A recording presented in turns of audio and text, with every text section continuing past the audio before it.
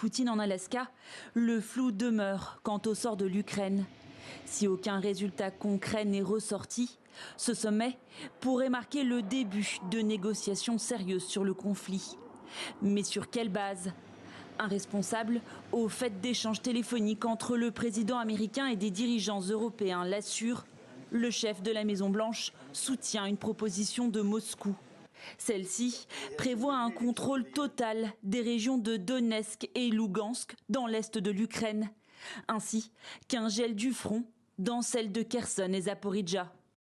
Des territoires en grande partie occupés par la Russie, auxquels le chef du Kremlin n'entend pas renoncer. Nous n'avons pas eu de négociation directe de ce type à ce niveau depuis longtemps. Je le répète une fois de plus, nous avons eu l'occasion de réitérer calmement et en détail notre position. Et bien sûr, nous avons eu l'occasion de parler de la genèse, des causes de cette crise. Et c'est l'élimination de ces causes profondes qui devrait constituer la base d'un règlement. Samedi, un revirement majeur s'est également opéré. Donald Trump n'exige plus de cessez-le-feu préalable en Ukraine, mais prône désormais un accord global, comme réclamé par Vladimir Poutine. Le président américain doit rencontrer lundi son homologue ukrainien à Washington.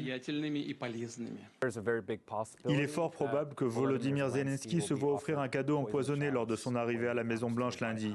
Donald Trump pourrait déclarer « Voici ce que j'ai convenu avec Vladimir Poutine, c'est un accord raisonnable et nous avons maintenant besoin de votre signature ».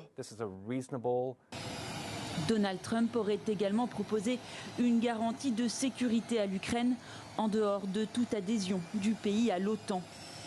Une idée dont doivent discuter ce dimanche les Européens réunis en visioconférence autour de l'Ukraine.